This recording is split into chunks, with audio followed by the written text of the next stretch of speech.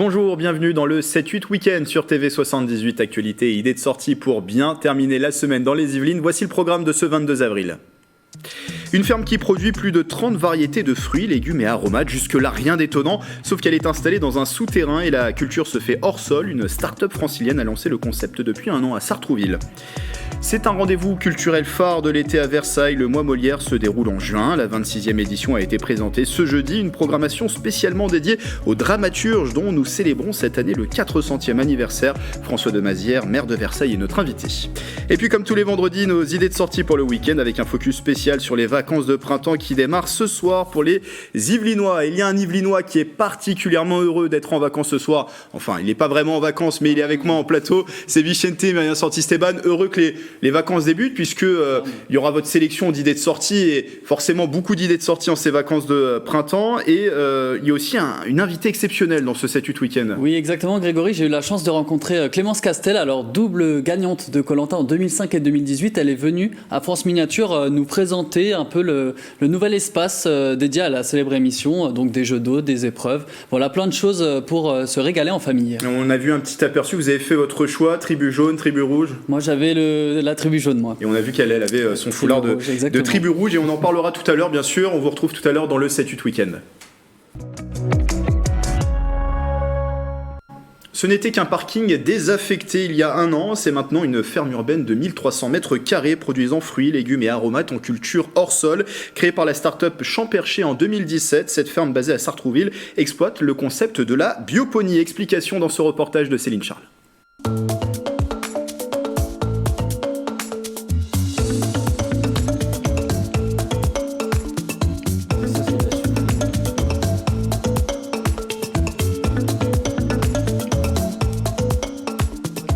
Bienvenue chez Champerché, ici on se trouve au niveau du cœur un petit peu du système puisque c'est de là où partent toutes nos solutions. Grâce à l'ensemble de ces pompes à la fois d'aller et de retour, on a constamment de l'eau et donc de la solution organique, qu'on appelle chez nous de la soupe, qui est diffusée dans toutes nos plantes. Champerché, c'est une entreprise qui a pour but de nourrir tout le monde sans carence, de manière écologique. Il faut savoir qu'en moyenne, la distance entre le champ et l'assiette est de 700 km. Champerché a pour but de réduire cette distance à 7 km. Donc vous avez un peu le résumé de la bioponie dans toutes ces salles. Donc le principe est simple, une culture à base de substrats organiques complémentés de l'aide agricole. Et avec ça, on rajoute des insectes qu'on implante nous-mêmes pour lutter contre les ravageurs. Il faut savoir que chez nous, le soleil, c'est des lampes agricoles qui sont optimisées exprès pour la culture de plantes, avec des cycles jour-nuit, comme ce que vous trouvez dans la nature. Donc vous avez ici par exemple de la mélisse, là vous avez du basilic grand vert, et en fait, grâce à des systèmes de coupe optimisés dits en bonsaï, donc la technique du bonsaï, on obtient des rendements assez importants. Il faut savoir que par mètre carré, on est 216 fois plus productif qu'un agriculteur classique en consommant 90% d'eau en moins, sans consommer d'OGM ni aucun produit phytosanitaire. On a 3 types de clients, on a les restaurateurs, les grandes et moyennes surfaces et aussi quelques réseaux d'AMAP type La Ruche qui dit oui, mais il faut savoir que la particularité de Champerché, c'est que nos clients se situent dans un rayon de 20 km. On a aussi un atelier de transformation qui nous permet en fait de gérer tous nos surplus. Donc quand on a une surproduction par exemple de basilic grand vert, eh bien on va le transformer en pesto. Nous avons comme projet d'ouvrir plusieurs fermes dans les Yvelines d'ici à 2026 environ, afin de pouvoir autonomiser ce territoire, notamment sur des espèces. On pourrait sur certaines espèces exotiques rendre les Yvelines 100% autonomes en production.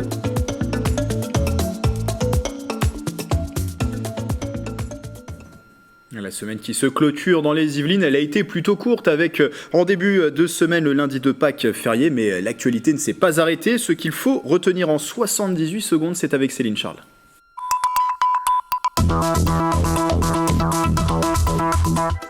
Une belle initiative pour nos amis les chats. À Chanteloup-les-Vignes, une petite cabane est maintenant mise à disposition des chats du quartier, à l'intérieur de la chaleur et de la nourriture en libre service.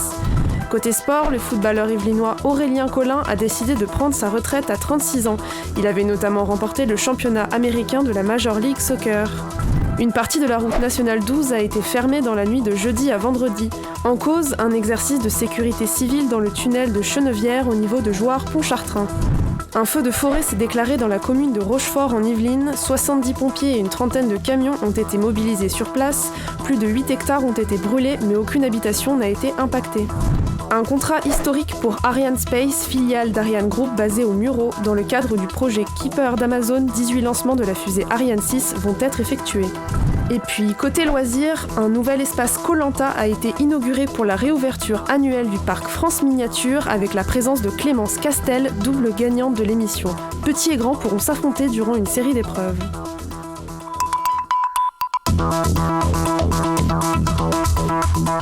Et donc l'interview de Clémence Castel à suivre dans cette émission avec Bichente, de retour tout à l'heure dans cette émission. Et dernière semaine également avant le deuxième tour de l'élection présidentielle, c'est ce dimanche, les Français sont appelés à élire leur président de la République. Mais comment fonctionne un bureau de vote ? Raphaël Matat-Juvigno du collectif des surligneurs répond à cette question. C'est au menu ce soir de notre rubrique Legal Checking.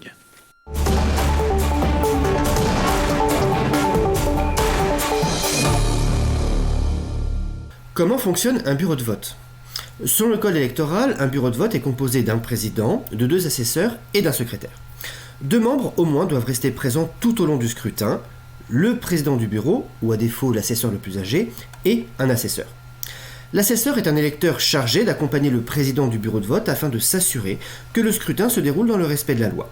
Il vérifie l'identité des électeurs, leur inscription sur liste électorale, surveille les signatures, vérifie la validité des procurations, et participe à l'organisation du dépouillement. Chaque candidat ou liste a le droit de désigner, par bureau de vote, un assesseur parmi les électeurs. Le maire peut également désigner les assesseurs parmi les conseillers municipaux et parmi les électeurs de la commune. Par ailleurs, les partis politiques sont invités à désigner des délégués en tant qu'observateurs et témoins. Ils ne font pas partie du bureau de vote, mais veillent à ce que les opérations de vote s'effectuent dans le respect du code électoral. Ils contrôlent les opérations de dépouillement et du décompte des voix. Ils peuvent également contester la validité de certains bulletins et inscrire leurs observations sur le procès-verbal du bureau en vue d'un éventuel contentieux. Assesseurs et délégués mènent donc ensemble un double combat. D'abord, s'assurer de la régularité du scrutin, qui englobe les aspects procéduraux tels que la présence de documents administratifs, des isoloirs, des bulletins de vote, etc. Ensuite, respecter la sincérité du scrutin qui implique non seulement l'égalité des conditions de la compétition entre les candidats, mais aussi du décompte des voix et de la liberté de choix. Un électeur égale une voix et chaque électeur doit garder son vote secret et doit effectuer son choix en toute conscience et en suivant sa seule volonté, sans pression extérieure, y compris au sein du bureau de vote.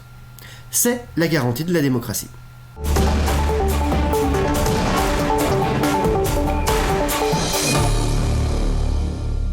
Et nous reviendrons lundi sur les résultats de ce deuxième tour de l'élection présidentielle avec une édition spéciale de la rédaction de TV78 à partir de 18h. Un rendez-vous culturel phare à présent, c'est le Mois Molière qui revient en juin à Versailles. La 26e édition se dévoile puisqu'elle a été présentée hier jeudi à Paris. Et pour en parler, mon invité en visioconférence, François Demazière, bonjour. Bonjour. Maire de Versailles et surtout créateur de ce mois Molière. Ça y est, on est dans la dernière ligne droite. J'imagine que c'est un rendez-vous que vous attendez avec impatience chaque année dans la Cité Royale. Oui, bien sûr, parce que donc là, ça sera la 26e édition. Hein, donc, c'est un mois qui s'est inscrit à un festival dans la durée et qui maintenant est très connu des Versaillais, mais bien au-delà. C'est un festival aussi un peu particulier puisqu'on fête aussi le 400e anniversaire de la naissance de Molière. Quand il y a effectivement maintenant 1996, il y a eu la première édition de ce festival. Et pourquoi j'avais pris ce nom de Mois Molière ? C'est parce qu'il y a un lien évident entre le plus grand dramaturge de langue française, celui qui a inventé un peu la comédie à la française, et la ville de Versailles. Molière, on le sait, est venu plusieurs fois à Versailles, est venu jouer ses pièces, créer certaines de ses pièces. En 1663, il y a l'impromptu de Versailles. Je voudrais qu'on en parle juste après, puisque ce sera l'ouverture de ce mois Molière. On va venir sur la programmation. Juste sur l'objectif, il y a une vraie volonté aussi de mettre en avant des talents. C'est une pépinière de talents, ce mois Molière. On précise tout de même ce chiffre, 11 compagnies qui sont accueillies en résidence à Versailles à l'année. Oui, tout à fait. Alors ça, si vous voulez, dans la spécificité du mois Molière, il y a quoi ? D'abord, ça a toujours été un festival que je dirais populaire de qualité. On est dans la grande tradition des festivals qui, bien sûr, la référence absolue étant le Festival d'Avignon, mais c'est un festival qui donne envie de théâtre, c'est un festival qui va vers les gens. Et dans la spécificité et la programmation, ce que j'essaie de faire maintenant depuis sa création, c'est de pousser des jeunes compagnies qui parfois sont devenues très connues, comme Michalik, Alexis Michalik. Aujourd'hui, nous avons Éric Bouvron aussi, qui est encore nominé cette année pour son spectacle au titre meilleur spectacle du théâtre privé. Il est nominé, on verra s'il a à nouveau le trophée, comme il a eu pour les Cavaliers il y a quelques années. Nous avons aussi une autre actrice en résidence ici qui est nominée, qui est Salomé Villiers, en tant qu'actrice. Bref, en fait, si vous voulez, l'idée, c'est d'en faire un peu une pépinière de talents, comme ça a été du temps du 14, voilà, et c'est une tradition qu'on essaie de maintenir. Alors, quelques chiffres sur cette édition, il y aura 330 représentations, 60 lieux, 1000 comédiens et musiciens, et vous l'avez dit, cette année, année particulière, puisque c'est l'année du 400e anniversaire de la naissance de Molière, donc il y a une programmation vraiment particulière dédiée à Molière cette année, et en plus c'est un événement qui porte son nom. Et alors vous en parliez tout à l'heure, François de Mazières, il y a l'ouverture de ce mois Molière qui aura lieu le 1er juin avec une pièce, l'Impromptu de Versailles, une histoire particulière puisqu'elle a été créée en 1663 à Versailles justement par Molière. C'est pas forcément la plus connue, mais elle a une histoire particulière et un lien particulier avec la ville de Versailles. Oui, l'Apprenti, c'est une pièce qui est rarement jouée parce que d'abord c'est une pièce en un acte, donc c'est une pièce qui est plus courte que les autres, que les plus célèbres du répertoire de Molière. Elle dure à peu près 50 minutes et donc dans les mises en scène, on s'arrange pour que le spectacle ait généralement 1 heure, un peu plus. L'Apprenti, c'est une pièce particulièrement intéressante pour célébrer Molière parce que c'est celle où il se met lui-même en scène. Le personnage principal de la pièce, c'est Molière, qui s'appelle Molière. Et les autres personnages, ce sont les acteurs de la troupe de Molière. Pourquoi ? Quelle est la thématique de l'Impromptu ? C'est le fait que Molière a été opposé au moment, on est en 1663, quand il crée cette pièce, et comme l'indique le nom, c'est un impromptu, c'est une pièce écrite très rapidement, mais c'est une réponse à la critique, à la cabale qui avait eu lieu contre Molière au moment où il avait présenté l'École des femmes. Donc c'est une pièce extrêmement intéressante parce qu'elle parle de Molière lui-même et surtout de son métier d'acteur. Et il répond aux critiques qui lui sont faites, notamment par la compagnie concurrente qui est celle de Bourgogne, la troupe de Bourgogne, dont un des acteurs, Tornon Fleury, qui était célèbre à l'époque, était très critique sur Molière, et donc Molière se moque aussi de ses, entre guillemets, concurrents. Et donc elle sera jouée pour l'ouverture de ce mois Molière par la compagnie Viva. Alors on arrive peu à peu à la fin de cet entretien, on pourrait en parler pendant des heures, mais que faut-il retenir de la programmation ? Il y a 330 représentations, on ne va pas toutes les présenter, mais ce qui est un fil conducteur, on l'a dit, c'est vraiment dédié à Molière, hein, cette 26e édition. Alors, si vous voulez, le fil conducteur, c'est quoi ? C'est une partie qui est sur Molière et le siècle de Molière, pas uniquement, si vous voulez, les pièces de Molière. Vous avez d'ailleurs des créations d'auteurs contemporains sur Molière. Il y a une pièce de Jean-Philippe Daguerre, qui est assez connu aussi, qui a fait Monsieur Hoffmann, qui est un auteur contemporain théâtre français, qui est vraiment très reconnu. Et lui m'a dit, écoute François, j'ai envie d'écrire une pièce sur Molière, ça s'appelle Le Voyage de Monsieur Molière. Donc voilà, typiquement, vous voyez, c'est pas le répertoire direct de Molière, mais c'est autour de Molière et de son siècle. Mais à côté de ça, vous avez aussi des pièces qui ont été des succès de l'année dernière, créées souvent à Avignon ou dans cette période, et qui sont là et qui ont été invitées parce qu'on sait que le public sera content de les découvrir. Voilà, donc pour résumer, c'est un festival très diversifié, avec des scènes de création, mais aussi des reprises. Et on sait que la marque de fabrique de ce festival, c'est d'être dans tous les quartiers. Il y a 68 représentations. Il y a notre cours d'honneur, comme à Avignon, c'est le lieu principal, un peu mythique, et bien pour nous, c'est les grandes écuries du château de Versailles.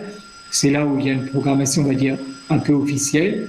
Autour aussi beaucoup de spectacles de musique. Bref, un grand festival. Et je précise juste qu'il y aura aussi un rendez-vous phare au-delà des représentations, c'est les rencontres internationales qui auront lieu les 9 et 10 juin au Théâtre Montansier. On retrouve bien sûr toute la programmation du mois Molière sur le site internet dédié qui s'affiche en bas de l'écran. Merci François Demazière d'avoir été avec nous. Merci à vous, à bientôt. À bientôt, maire de Versailles et créateur de ce mois Molière qui arrive donc en juin dans la Cité Royale. Mais avant ce week-end, il y a d'autres idées de sortie à faire dans les Yvelines. On voit ça tout de suite dans le 7-8 week-end. Et c'est avec bien sûr Bichente Myriam Santisteban qui est de retour en plateau pour ses idées de sortie. Et on l'a dit en début d'édition, c'est ce soir, ce vendredi soir, le début des vacances de printemps. Oui, en effet, pour l'occasion, j'ai missionné notre journaliste bien-aimé Michael Elmidoro pour rechercher, fouiller et inspecter tout le département et vous proposer un top 5 des activités à faire pendant ces vacances de printemps.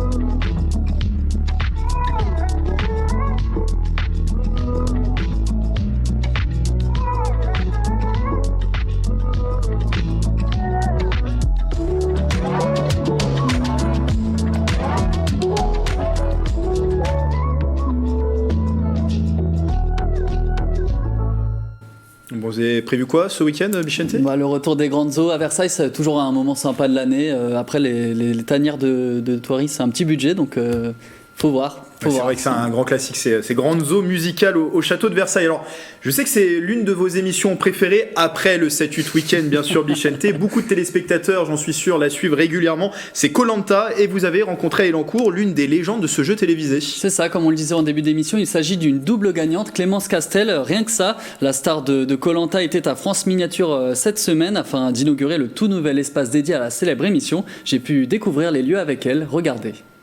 Le parc France Miniature a rouvert ses portes le 9 avril dernier avec cette année une nouveauté, un espace entier dédié à l'univers Koh-Lanta. Et pour en parler, qui de mieux qu'une double gagnante en 2005 et 2018, Clémence Castel, bonjour. Bonjour. Alors, est-ce que vous avez eu le temps déjà de faire un petit tour sur le lieu ? Comment c'est ici ? Effectivement, j'ai eu le temps de faire un petit tour sur le lieu avec mes enfants en plus, donc qui sont les meilleurs testeurs, je pense, pour cet univers.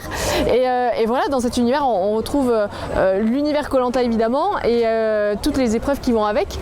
Il y a une épreuve de chasse au trésor, c'est un milieu très, très aquatique, donc forcément dans Koh-Lanta on retrouve de l'eau, que ce soit sur les plages ou même par la pluie, malheureusement parfois. Donc c'est un univers très, très aquatique et puis voilà, il y a toute une structure en bambou qui rappelle l'épreuve des bambous dans Koh-Lanta. Et voilà, pour tous les fans de l'émission, voilà, ils vont retrouver tout ce qui entoure et tout ce qui fait rêver dans Koh-Lanta, c'est-à-dire l'aventure, le dépassement de soi. Et je suis sûre que les familles vont passer un très très bon moment dans cet univers. Comme vous avez dit, vous avez pu vous essayer à quelques jeux. Est-ce qu'il y a une épreuve de prédilection, un jeu que vous préférez plus que les autres ? Forcément, les poteaux, c'est une épreuve que j'affectionne particulièrement. Et ils sont présents dans cet univers-là. Et c'est super parce qu'il reste accessible à une hauteur accessible des plus jeunes. Donc on peut y participer en famille. Et c'est ça que je trouve génial, de toucher du doigt l'ambiance de Koh-Lanta à 25 km de Paris et qui plus est en famille. Donc c'est c'est vraiment super. C'est un univers qui essaye de représenter aussi l'univers Koh-Lanta, comme vous avez dit, et aussi le parc France Miniature, qui est un peu un espace ludique où on apprend. Ça représente bien ces valeurs-là, ici, cet îlot de Koh-Lanta. En fait, moi, c'est ma première à France Miniature aujourd'hui. J'ai eu l'occasion de déjà faire un tour et ce qui est génial, c'est qu'effectivement, on voit tous les monuments français et ça m'a déjà permis d'expliquer beaucoup de choses à mes enfants. Donc ça, c'est génial. Et puis voilà, il y a le côté ludique aussi, il y a des jeux. L'univers Koh-Lanta, on touche du doigt l'esprit un petit peu des îles, etc. Tout en s'amusant. Donc tout est réuni pour passer un bon moment. Donc ça vient aussi à la suite d'un autre univers Fort Boyard, que vous avez fait aussi une fois. Ouais. Est-ce que vous avez eu le temps de visiter un peu la salle, l'antre du Père Fouras? Oui, je suis allée dans l'univers Fort Boyard. C'est une émission Fort Boyard qui a commencé quand j'avais 5 ans et je me rappelle très très bien de la première année. C'est une émission qui a plus de 30 ans aujourd'hui et qui m'a fait rêver en tant que jeune fille et petite fille. Donc voilà, on a déjà fait des épreuves avec des enfants où on peut se mesurer les uns aux autres dans un bon état d'esprit. Et voilà, que ce soit l'univers Koh-Lanta, l'univers Fort Boyard, moi c'est tout ce que j'aime, le côté aventure, le côté dépassement. Et voilà, j'incite chaque apprenti aventurier à venir ici découvrir tous ces univers. Bon, j'aurais bien aimé vous affronter à l'épreuve des poteaux, mais je crois que de toute façon j'aurais perdu et ça aurait pris peut-être un peu de temps. Donc... On sait jamais. Mais voilà, si vous voulez, il n'y a pas de souci. J'ai 3 heures devant moi, donc il n'y a pas de problème. Merci beaucoup Clémence d'avoir été avec nous. Merci. Bon, le défi est lancé, l'épreuve des poteaux, c'est votre défi préféré dans Koh-Lanta? Ouais, bon, c'est un peu long peut-être pour moi. Je pense que j'ai peut-être pas la patience, mais il y a quelques épreuves que j'affectionne particulièrement en effet. Ouais. Et on remercie Clémence Castel pour sa disponibilité. Alors Koh-Lanta dans les Yvelines, c'est un peu insolite, on peut le dire, Bichente. Et justement, il y a des idées de sortie originales aussi à faire dans le département, puisque le département regorge de lieux insolites. Oui, on se rend à Chambourcy. Il se dit même que certains camboriciens, c'est comme ça qu'on les appelle, n'ont jamais visité ce lieu. Eh bien, c'est l'occasion, puisque le 30 avril prochain, le désert de Retz ouvre ses porte pour une visite guidée, un jardin anglo-chinois du XVIIIe siècle. Nous avons demandé plus d'infos à la directrice de l'Office du tourisme de Saint-Germain-Boucle-de-Seine. C'est l'Interview Express.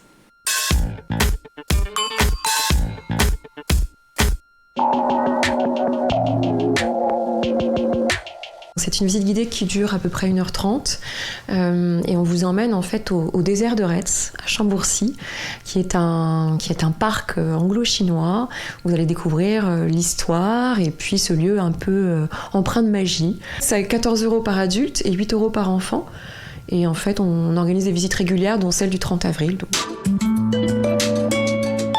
C'est un lieu assez original. En fait, déjà le nom, le désert de Retz.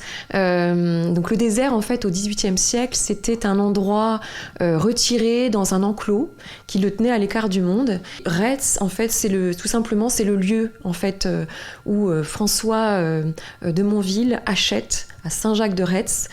C'est un terrain, une parcelle de 30 hectares, où il installe, en fait, donc, ce parc avec des fabriques.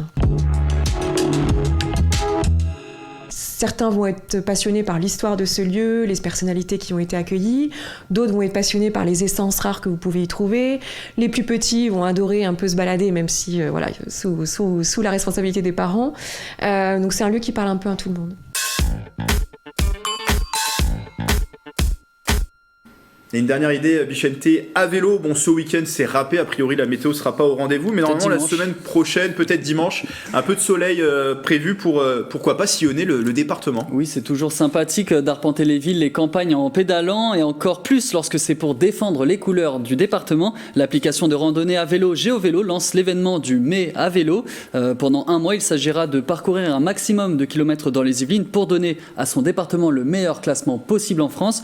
Est-ce que les Yvelines peuvent arriver en tête, Grégory? Pourquoi pas, on dit que c'est une terre de vélo, les Yvelines. Voilà, donc c'est le moment de le prouver. En tout cas, pour s'inscrire et participer, rendez-vous sur le site ou l'application de GeoVélo. Merci Bichente pour ces idées de sortie. Et une fois n'est pas coutume, nous allons refermer cette émission sur une session de recrutement le 27 avril prochain. Les agences Babichou, Service de Versailles, Saint-Germain-en-Laye et Maison Lafitte organisent un job dating à destination de leurs futurs alternants. 80 postes sont à pourvoir pour les candidats qui souhaitent se former à la garde d'enfants à domicile. Pour comprendre quel est le contenu de cette formation CAP accompagnement éducatif petite enfance, nous avons suivi Colline, Célia Gatsongo, Bichente, Myriam Santis-Teban et Mélanie Poquet pour le sujet. Depuis petite, moi c'est les enfants, donc je poursuis cette branche-là. Depuis la rentrée scolaire, Colline Schlappi, 22 ans, est en formation en CAP accompagnement éducatif petite enfance au sein de l'association des cours professionnels de pharmacie, santé, sanitaire et sociale à Poissy. On apprend tout, le sommeil, on apprend la nutrition, on apprend comment réagir face à un enfant qui est mécontent, qui fait une crise. On apprend vraiment tout autour de l'enfant en fait. En alternance dans l'entreprise Baby Shoe Service, Colline coupe sa journée en deux. Le matin, elle assiste aux cours et l'après-midi, elle garde des enfants. Le CAP permet de réviser la partie théorique. Tout le côté nutrition de l'enfant, tout le côté sécurité de l'enfant également, tout le côté éveil, le côté psychomoteur également. C'est une formation, le CAP s'adresse vraiment à la garde d'enfants de 0 à 6 ans. Tu montes ? L'après-midi, Colline va chercher à l'école Aloïs et Gustave. Cela fait 7 mois qu'elle s'occupe de ses enfants du lundi au vendredi de 16h à 19h15. Tout dépend en fait des jours. Il y a des jours où il y a des activités sportives, donc du coup je suis plus avec Aloïs, je vais le chercher en premier. On rentre directement sans le petit, on fait les devoirs, le goûter et après je l'emmène et ensuite je vais chercher le petit. Quand il reste du temps, on joue, on lit, on met de la musique, on s'amuse. On a rencontré Colline en septembre et ça s'est fait très naturellement. Colline est super réactive, très appréciée des enfants, un vrai plaisir au quotidien, une vraie aide. Baby Shoe Service, spécialisé dans la garde d'enfants à domicile, met en relation leurs alternants et des familles qui ont des besoins spécifiques. Pour les apprenants, le terrain leur fournit des compétences. Gagner en autonomie, en maturité professionnelle, sens de l'organisation, répondre aux objectifs qui sont fixés par l'agence, mais s'en fixer soi-même aussi au jour le jour. Les agences Baby Shoe Service de Versailles, Saint-Germain-en-Laye et Maison Lafitte organisent un job dating dédié à l'alternance le 27 avril prochain. Le but, recruter 80 postes d'alternants pour septembre 2022. Voilà, c'est la fin de cette émission. Merci Bichente de m'avoir accompagné une nouvelle fois dans cette émission. Merci à vous Grégory, c'était avec plaisir. Et bon week-end à vous, c'est toujours un plaisir. Autour de l'information sur TV78 lundi avec une édition spéciale qui sera consacrée aux résultats du deuxième tour de l'élection présidentielle. Et d'ici là, passez un excellent week-end sur TV78.